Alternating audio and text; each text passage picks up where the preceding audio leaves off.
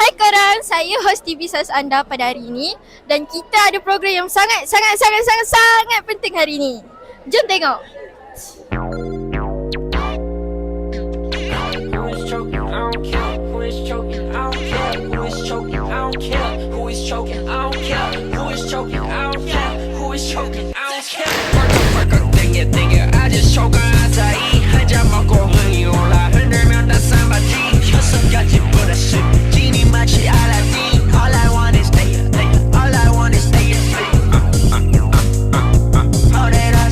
Korang rasa formasi apa yang paling cantik?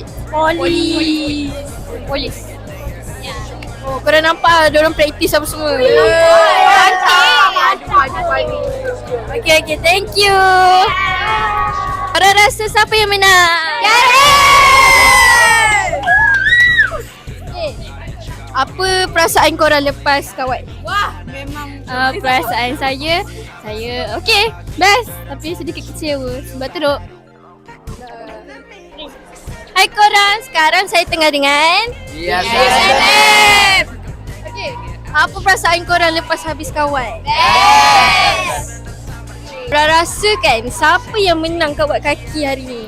YesFM. Memang tak ada yang lain menang kan?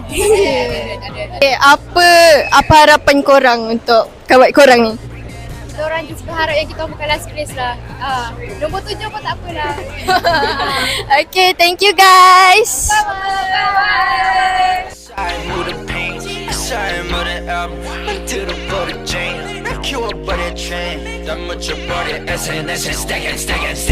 But I ain't tryna bend 우린 진짜 배기더라 고만 lucky 난 떠나 서재대로 땡을 찾으러 말해 I'm saying so say should say hold a check in 그 다음 날에 check out 어깨 위에 짐을 올린 떠나기처럼 동선 뭉치고 한 바퀴 돌아보면 순간 울려봐라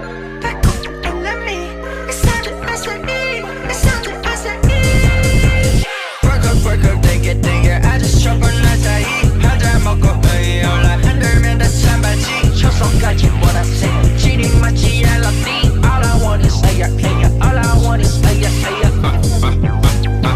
흔들하자이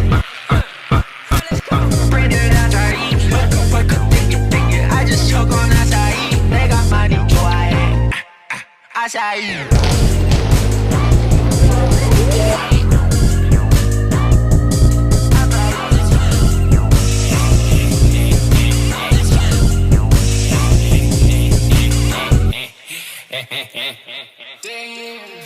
Hari ni saya bersama dengan Muhammad Akif Darius bin Muhammad Ikhwan, boleh panggil Akif. Muhammad Irfan Syah bin Muhammad Alwi Syah, boleh panggil Irfan. Okay, diorang ni daripada Cadet Polis tau. Nak tanya, korang buat apa untuk kawat Cadet Polis sebenarnya? Oi, buat apa? Buat apa nak menang? Buat apa nak menang? Of course lah. First, disiplin. Disiplin nombor 1 dan kena usaha. Betul? Kenapa bertanya? Kau jawab. Kita menang sebab komitmen selalu datang training dan tidak pernah putus asa lah. Okay, apa rasa lepas menang Johan ni? Rasa first of all memang rasa puas, rasa best sebab satu tim menang. Ini bukan pertandingan individu lah, pertandingan tim ni memang best lah kalau menang. Dapat dia akan hater Hai, okay, betul. Ramai hater sini. Thank you. Okay, thank you. Burung merpati terbang seroja hingga sementara di ranting jati. Tahniah diucap kepada juara, kawat yang kemas megah di hati. Usaha, disiplin dan semangat berpasukan yang ditunjukkan sangat membanggakan. Selamat maju jaya, bye.